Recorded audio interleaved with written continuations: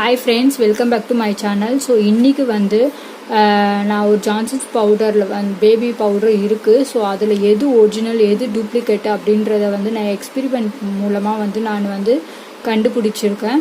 So அது மட்டும் இல்லாமல் இது என்னுடைய பாப்பாவுக்கும் நான் போட்டுருந்தேன். அது வந்து ஒரு மாதிரி இருந்தது, அதனால் டூப்ளிகேட்டுன்னு எனக்கு டவுட் இருந்தது. அதே சமயத்தில் இன்னொன்றும் இருந்ததுனால நான் ரெண்டுத்தையும் வச்சு எக்ஸ்பெரிமெண்ட் பண்ணியிருக்கேன். ஸோ அது உங்களுக்கு காமிக்கிறேன் எப்படின்னு. ஸோ இதில் பார்த்தீங்கன்னா இதில் ஃப்ளவர்ஸ் இருக்குது, இதில் ஃப்ளவர்ஸ் இல்லை.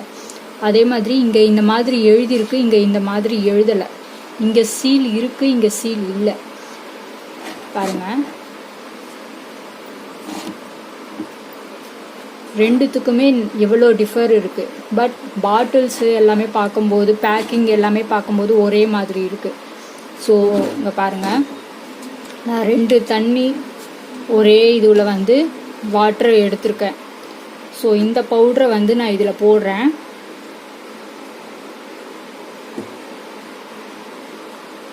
இந்த பவுடரையும் நான் இதில் போடுறேன். ஸோ நீங்களே பாருங்கள்.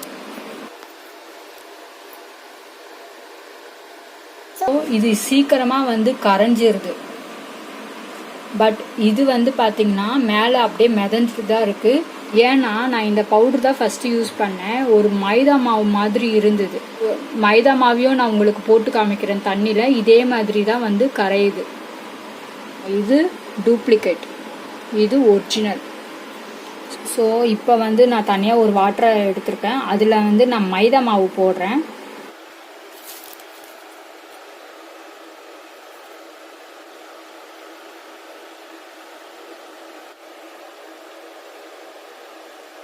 ஸோ பார்த்தீங்களா, இன்னமும் நம்ம இது மேலேயே தான் மிதக்குது.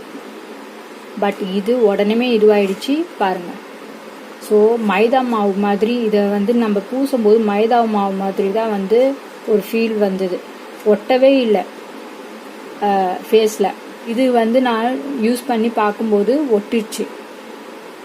ஸோ இதுதாங்க. ஸோ உங்களுக்கு ஏதாவது டவுட்டு இருந்துச்சுன்னா நீங்கள் இது மாதிரி வாட்டரில் போட்டு பாருங்கள். அது ஒரிஜினலாக டூப்ளிகேட்டானா தெரிஞ்சிடும்.